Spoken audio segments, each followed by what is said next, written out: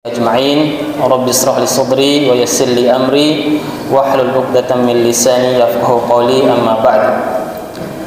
Pertama-tama marilah kita panjatkan puja dan puji syukur atas kehadirat Allah Subhanahu wa taala yang telah melimpahkan rahmat dan karunia-Nya kepada kita semuanya sehingga sampai malam hari ini kita masih bertahan di tempat ini, dan mudah-mudahan Allah senantiasa memberikan kekuatan dan kesehatan bagi kita untuk bisa menyelesaikan bulan Ramadan ini, tarawih di bulan Ramadan ini dengan baik, dengan maksimal. Amin ya rabbal alamin. Kemudian salawat dan salam kita kirimkan juga untuk Nabi Muhammad SAW, Nabi yang telah membawa kita dari buruknya zaman kejahilian menuju zaman yang terang benderang sebagaimana yang sama-sama kita rasakan pada saat ini. Baik Bapak Ibu yang dimuliakan Allah Subhanahu wa taala, pada kesempatan ini kami ingin menyampaikan tentang orang-orang yang merugi di bulan Ramadan. Dalam suatu kesempatan ketika Rasulullah SAW naik mimbar untuk berkhutbah, beliau mengucapkan amin setiap menaiki tangga mimbar. Ketika menaiki tangga pertama, beliau mengucapkan amin. Kemudian ketika menaiki tangga kedua, juga beliau mengucapkan amin. Begitu juga sampai dengan tangga yang ketiga, beliau mengucapkan amin. Setelah sholat, para sahabat bertanya, kenapa Rasulullah SAW mengucapkan amin setiap naik tangga pertama sampai dengan ketiga? Kemudian Rasulullah SAW menjawab,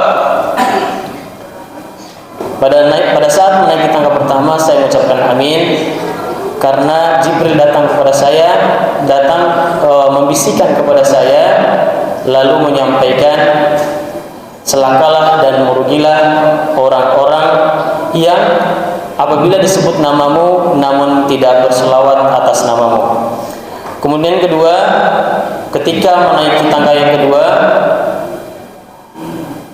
merugilah, celakalah dan merugilah orang-orang yang tinggal bersama orang tuanya namun tidak bisa membuat mereka masuk surga. Artinya mereka tinggal bersama orang tuanya namun tidak bisa menghantarkan mereka dalam surga. Kemudian yang ketiga, Rasulullah SAW mengucapkan amin karena Jibril menyampaikan, celakalah dan merugilah orang-orang yang berpuasa akan tetapi mereka tidak diampuni oleh Allah Subhanahu wa taala saat bulan Ramadan itu.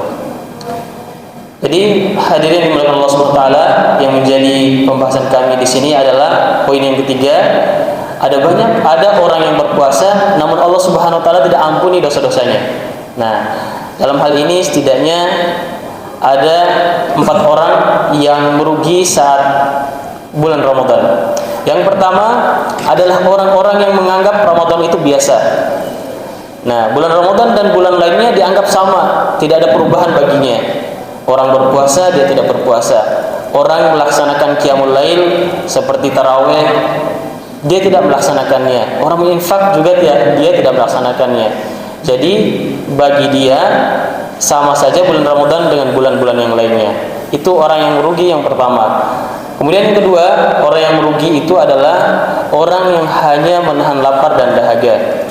Nah, orang seperti ini adalah orang-orang yang tidak bisa menjaga lisannya. Dia mengunjing orang, mencela, memfitnah, membuat status yang membuat orang lain tersinggung dan lain-lainnya. Nah, orang-orang inilah yang merugi. Mereka tidak mendapatkan pahala daripada puasanya kecuali dia hanya lapar dan dahaga.